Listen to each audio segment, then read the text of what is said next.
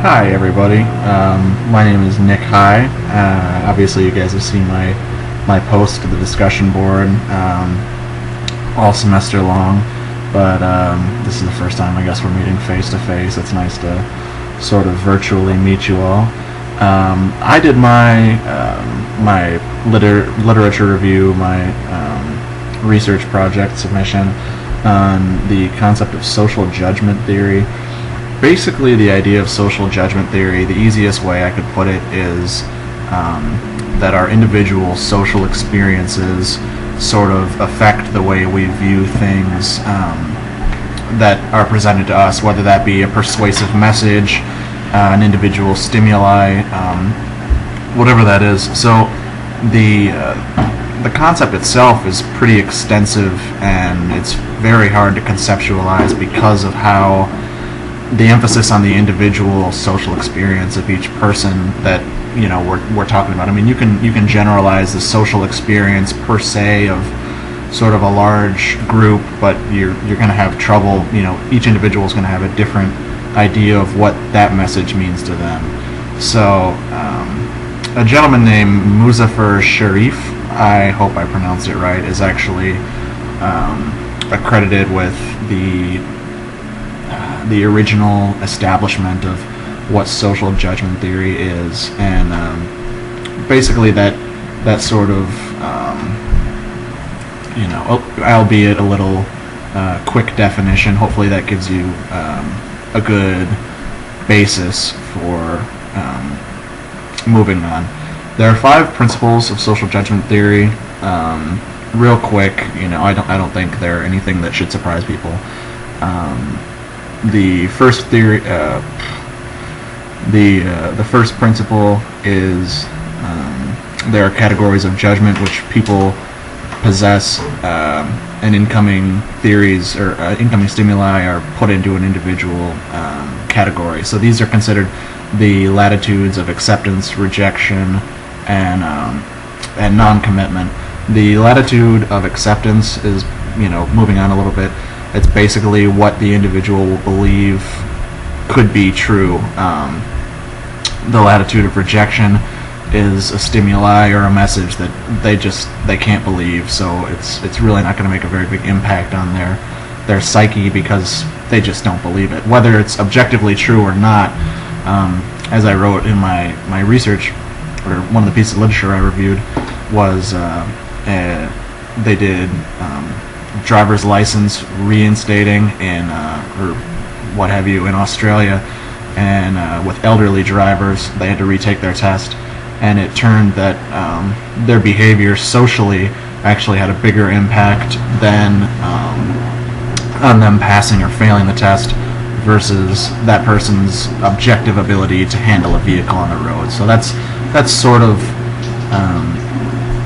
that's kind of where that runs off to. That's a good example of social judgment theory. But the second principle is that as individuals receive information, they decide which latitude or category that information belongs in. Kind of the same idea, but while they're going along, they decide this is either going to be within the latitudes of acceptance, rejection, or non-commitment. The third principle is the concept that the latitude size is affected by the personal level of involvement that the individual has with the message or the information at hand. So someone's latitude of acceptance, I used it in my paper actually. If somebody were to talk to a certified Harley-Davidson mechanic, they'd have a much smaller latitude of acceptance than somebody who just has no idea what's going on with an internal combustion engine. It'd be a lot harder to sort of pull one over on somebody who really has a solid idea of what is being talked about. So that's sort of how that goes. Fourth is that people distort information to either exist closer or further away from an anchor, which is the kind of the most perfect viewpoint of the individual that is receiving the information. So that's sort of that. So people, I might take something differently If it's in my latitude of acceptance, I might say, yeah, that's pretty close to what I'm thinking, or I might say, that's just, I can't accept that at all. If it's in my latitude of rejection. And the fifth and final principle is that the best opportunity for persuasion with regards to changing someone's opinion, it lies within the latitude of non-commitment. So what that means basically is if I don't really have an opinion on anything, on an issue or a topic or something like that, I don't have a lot of knowledge about it. That's sort of, if you're trying to persuade people, I'd be kind of your bread and butter.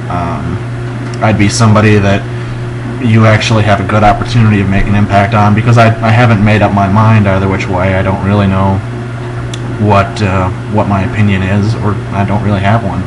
So that's kind of what that means. These 5 principles, they underlie how we can analyze and how we can identify individual situations where social judgment theory is being practiced, or where the concepts kind of show their face in a sort of a practical application.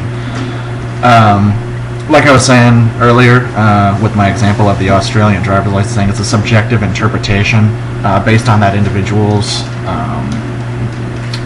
very unique social experience. So regardless of whether or not something is objectively performing to standard, somebody can have their mindset sort of affected because of their individual social experience. That's basically the idea of that. And once again, I went over the latitudes of acceptance and rejection. Basically, something that's within the latitudes of acceptance, it's something that you can see as believable, and if it's in your latitude of rejection, then that's something you believe to not be reasonable at all. An interesting instance of that was in my paper. I found an article that showed there was a campaign against underage drinking on a college campus, and the messages that were put out with regards to drinking by the campaigners, they landed within the students' latitudes of rejection. So they didn't have any, these messages in particular, they didn't have any effect on the student body's drinking, because it just sort of kind of went in one ear and out the other, because it was within that latitude of rejection.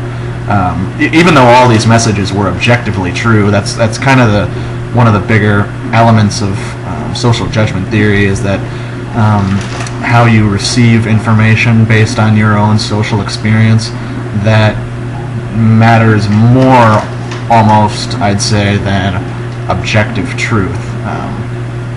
And when you're talking to an audience that's not necessarily informed on a topic, sometimes you run into a concept called message adaptation, and that's basically, if I'm trying to communicate a message to you, I might change the way I'm communicating that message, or maybe take it down a notch, as some people would say, in order to come within what I believe to be your latitude of acceptance. So if I drove my car at 110 down the freeway in the middle of a snowstorm, you might say, okay, yeah, sure you did, Nick. But if you just wouldn't believe me. But if I said I drove at 80 down the freeway in the middle of a snowstorm, you might say, well, that's possible. He might have done that. He's kind of a loose cannon. And I'd still get the message across, the greater message that says, hey, I drove my car really fast down the freeway in a snowstorm. Oh, at 9 minutes, gotta hurry up.